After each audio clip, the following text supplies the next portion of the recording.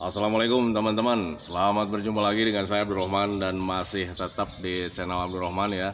Dan masih tetap juga mengupas tentang seputaran gangguan asam lambung dan status psikosomatis. Nah, di season kali ini saya akan share video tentang sakit di bagian leher gitu teman-teman. Jadi terasa tegang, kaku, kemudian tidak nyaman gitu teman-teman ya.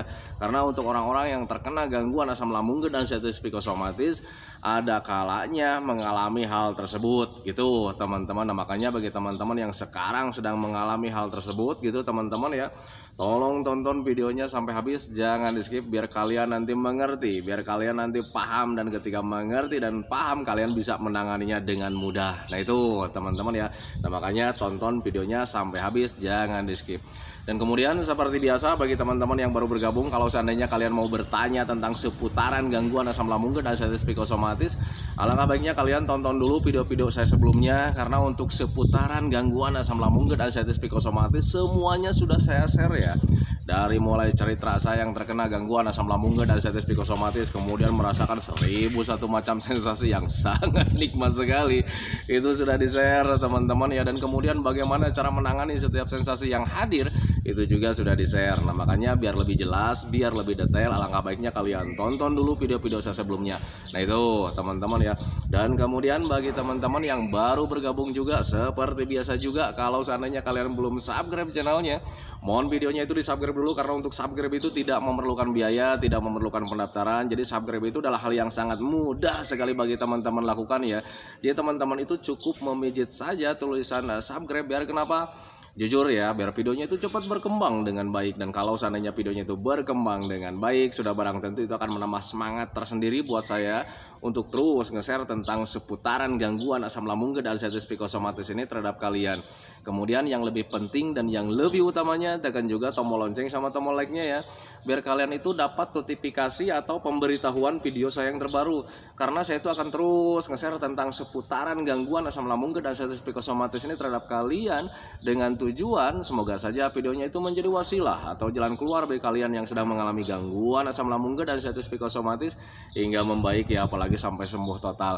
Amin ya robbal alamin. Ya minimal hanya memberikan motivasi saja, atau lebih minimalnya lagi hanya sekedar menemani kalian yang sekarang sedang merasakan tidak nyamannya dari gangguan asam lambung dan status psikosomatis.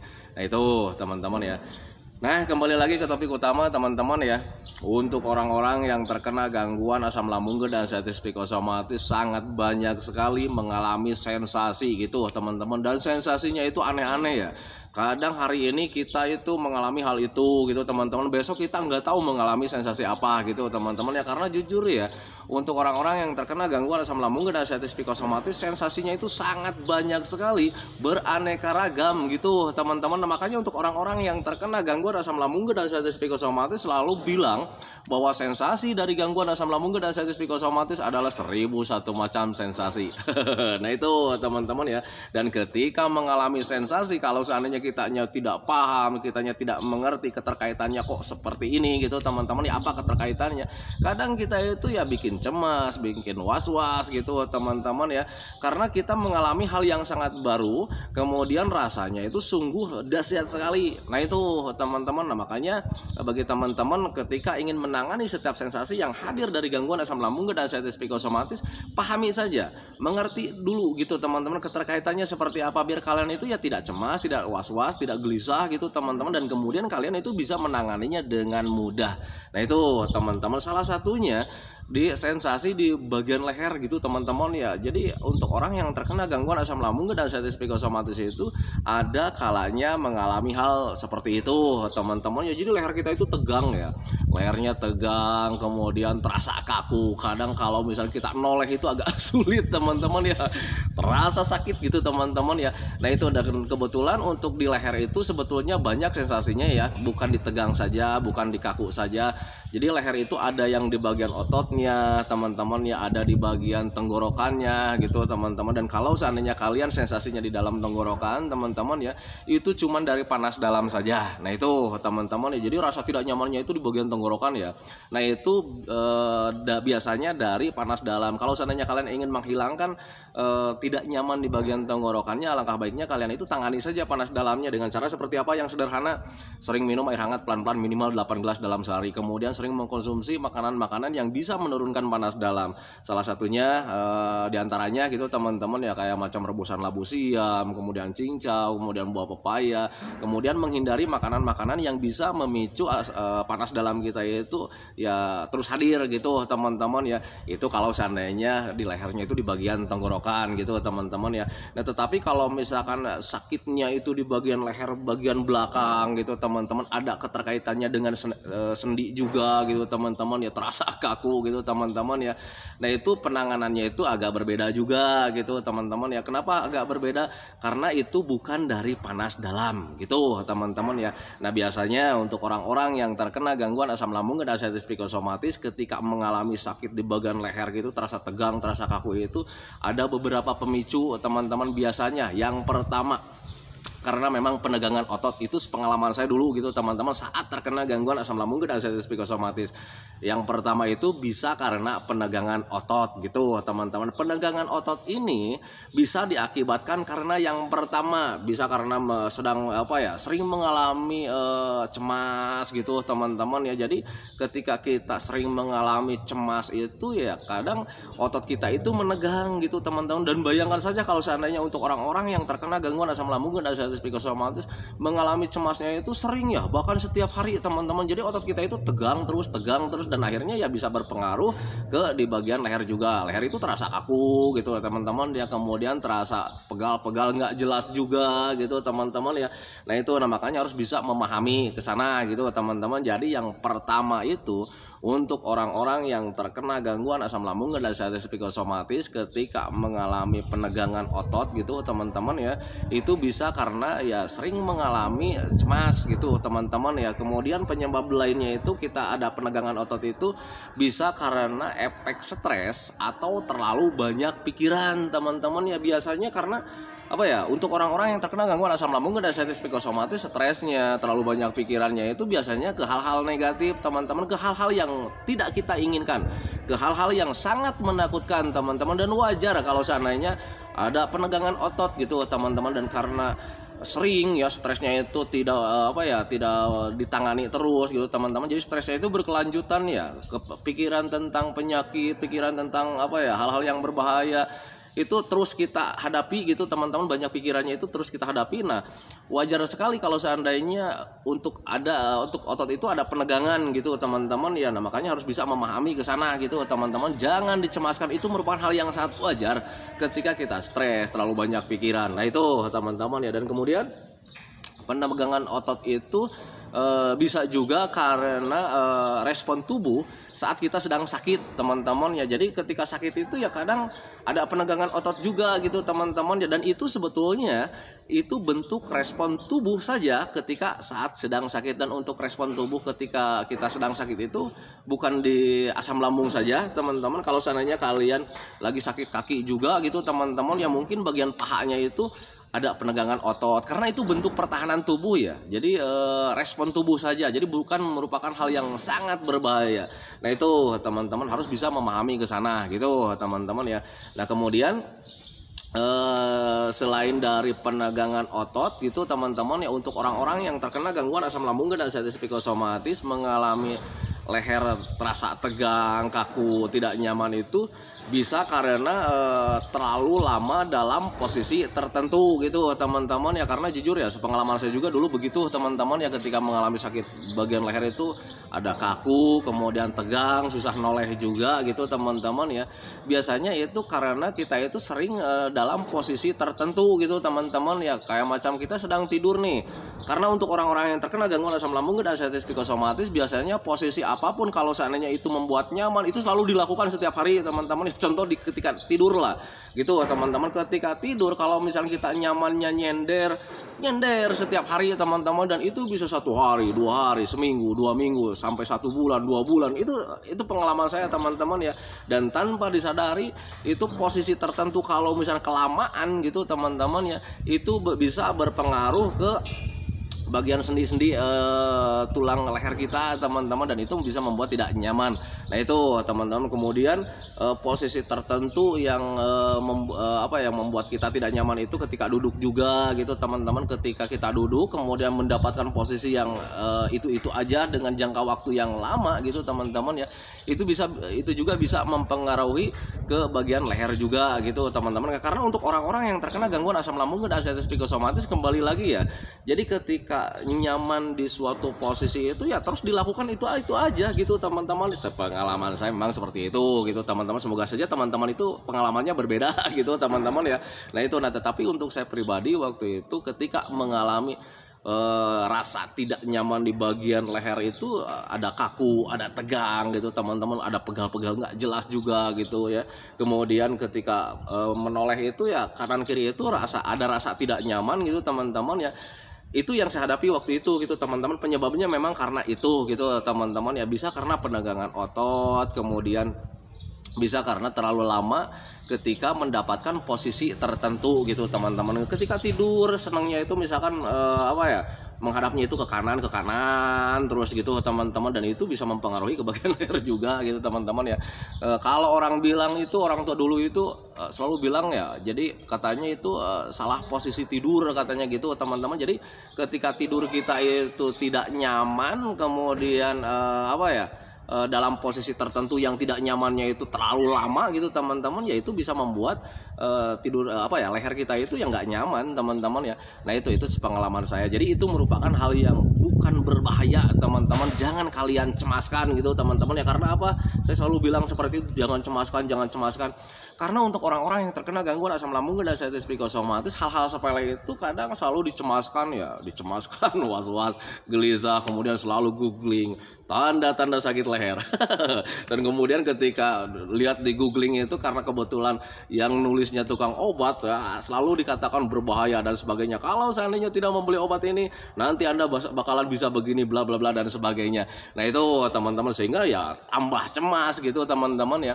Nah makanya untuk orang-orang yang terkena gangguan asam lambung dan arteritis psikosomatis, saya selalu bilang sama teman-teman itu, ketika kalian menghadapi sensasi apapun gitu teman-teman, yang pertama jangan terlalu dicemaskan teman-teman. Karena untuk sensasi dari gangguan asam lambung dan arteritis psikosomatis itu adalah sensasi rumahan yang dulu juga kita pernah alami gitu teman-teman. Salah satunya di bagian leher gitu teman-teman. Dulu juga sebelum terkena gangguan asam lambung dan arteritis psikosomatis, kita pernah mengalami hal seperti itu teman-teman, dan kemudian sampai sekarang masih hidup.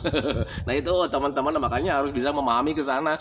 Jangan terlalu dicemaskan gitu teman-teman. Kalau seandainya kalian masih dicemaskan juga gitu teman-teman ya, masih penasaran juga kenapa ini leher masih sakit juga gitu teman-teman ya, googling lagi, cari informasi sana sini, dan tanpa disadari itu berarti mental kalian sudah kena teman-teman ya, mental tempe biasa seperti itu teman-teman ya. Karena ya kalau seandainya kalian cemaskan, terlalu waspada gitu teman-teman ya, jadi terlalu banyak pikiran, apa-apa selalu dipikirkan dengan besar, apa-apa selalu ditakutkan, tanpa disadari mental kalian itu belum tumbuh dengan benar. Nah itu teman-teman ya, karena jujur ya, untuk orang-orang yang terkena gangguan asam lambung dan arteritis psikosomatis, mentalnya itu mental tempe teman-teman, apapun pasti ditakutkan. Nah itu teman-teman, makanya bagi teman-teman yang sekarang ketika mendapatkan sensasi rumahan, kemudian selalu mengalami cemas, was-was, gelisah teman-teman ya, sadari saja berarti mental kalian itu masih mental tempe.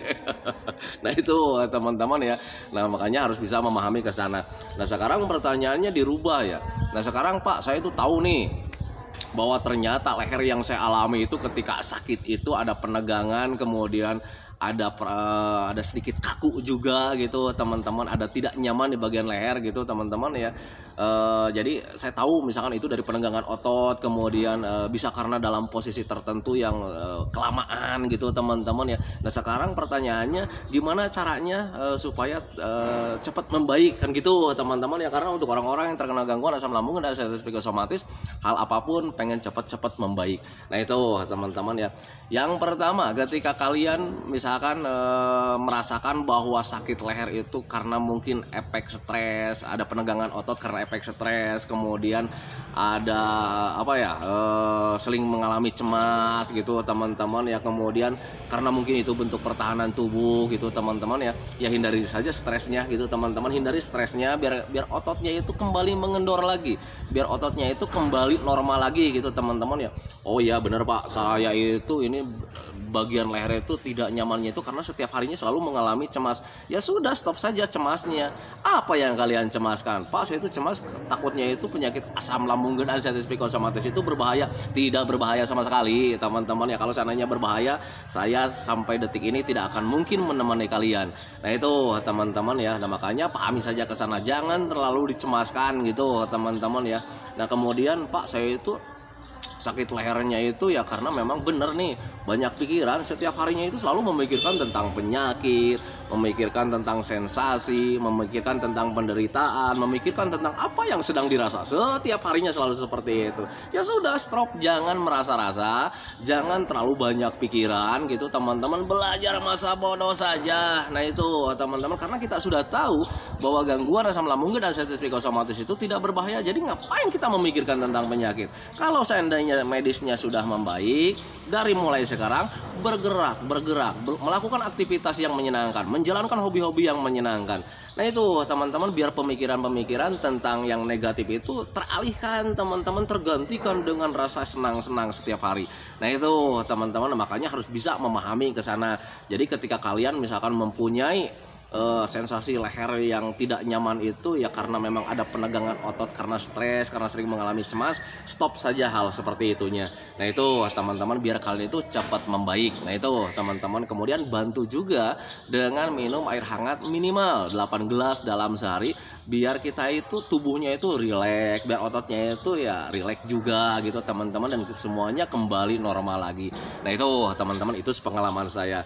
Nah kemudian ketika kalian mengalami tidak nyaman di bagian leher, ada penegangan, ada terasa kaku juga, kalau seandainya itu karena memang kita itu sudah melakukan posisi tertentu yang begitu lama gitu teman-teman ya, kayak macam tidurnya yang salah, atau misalnya kita duduk nyendernya itu yang salah gitu teman-teman, sehingga menimbulkan kaku di bagian leher, ya tangani saja itu dengan cara yang mudah gitu teman-teman. Kalau dulu saya itu cuman dihangatkan saja teman-teman, dihangatkannya itu seperti apa? Dulu itu karena memang saya itu tidak mempunyai mempunyai alat kompres yang pakai listrik, yang pakai yang biar hangat itu teman-teman ya, karena dulu keekonomian saya itu terganggu ketika saat terkena gangguan asam lambung dan anxiety psychosomatis. Jadi saya itu menanganinya dengan hal yang sangat mudah ya, cuman pakai bantal gitu teman-teman ya, pakai bantal dijemur biar panas gitu teman-teman ya, kemudian saya taruh di bagian leher, di bagian belakang, kemudian sambil menyender. Nah itu teman-teman, saya ulang-ulang seperti itu teman-teman, dan akhirnya ketika di bagian leher itu dihangatkan teman-teman ya, nanti itu akan membaik dengan sendirinya teman-teman ya, jadi agak nyaman gitu teman-teman, sendi-sendinya itu menjadi kembali normal lagi teman-teman ya, kemudian otot-ototnya juga menjadi nyaman lagi teman-teman ya. Nah makanya ketika orang-orang yang terkena gangguan asam lambung dan anxiety psychosomatis, kalau seandainya kalian mendapatkan sakitnya atau tidak nyamannya itu karena memang karena kita sudah melakukan aktivitas atau posisi kita tidur atau duduk di posisi tertentu dengan kelamaan gitu teman-teman ya, alangkah baiknya kalian dihangatkan saja di bagian lehernya teman-teman ya. Kalau seandainya kalian mempunyai alat kompres, pakai saja itu. Tetapi kalau misalnya kalian tidak mempunyai alat kompresnya teman-teman, untuk menghangatkan bagian lehernya, pakai bantal saja teman-teman. Dulu juga saya melakukannya hal seperti itu teman-teman, jadi pakai bantal dijemur, kemudian ketika bantalnya sudah terasa panas gitu teman-teman, langsung ditempel di bagian belakang. Nah itu teman-teman, dan itu ketika nempel itu ada rasa tidak nyaman karena panas teman-teman ya. Tetapi kalau misalnya kelamaan itu nyaman sendiri teman-teman ya. Itu yang pertama. Kemudian setelah memakai bantal hangat juga, tetap dibantu juga dengan minum air hangat pelan-pelan minimal 8 gelas dalam sehari. Untuk minum jangan sampai kurang gitu teman-teman, biar kembali normal lagi. Nah itu teman-teman, itu pengalaman saya dulu. Nah makanya bagi teman-teman yang ingin mencontoh, silakan saja. Tetapi kalau misal kalian itu mempunyai cara tersendiri yang bisa membuat penegangan otot itu nyaman gitu teman-teman ya, hilang gitu, lakukan saja teman-teman ya, karena hal apapun, cara apapun, kalau seandainya itu membuat nyaman, lakukan saja. Nah itu teman-teman yang dihindari itu, kalau seandainya kalian mempunyai cara, tetapi cara itu tidak membuat kalian membaik, ya harus ditinggalkan teman-teman, berpikir wajar saja ke sana. Nah itu teman-teman, sesimpel itu, seringan itu. Nah itu teman-teman, makanya kalian harus bisa memahami ke sana. Nah itu teman-teman ya, video dari saya tentang penegangan otot. Semoga saja videonya itu menjadi wasilah buat kalian. Semoga saja videonya itu menjadi wawasan buat kalian. Kemudian seperti biasa, sebelum saya akhiri, saya selalu mendoakan sama teman-teman itu, semoga saja teman-teman itu cepat sehat lagi, cepat sembuh lagi, cepat kembali lagi keadaan kalian yang dulu, baik semangatnya, moodnya, tertawanya, kebahagiaannya. Pokoknya kehidupan kalian yang dulu itu semoga saja cepat kembali lagi, karena memang saya yakin 100% bahwa keadaan kalian yang dulu itu sangat dirindukan sekali. Nah itu teman-teman ya. Kemudian doakan saya juga teman-teman ya, agar saya itu tetap sehat, tetap kuat, tetap ceria, agar masih bisa tetap menemani kalian. Nah itu teman-teman ya. Saya hentikan videonya teman-teman ya. Assalamualaikum warahmatullahi wabarakatuh.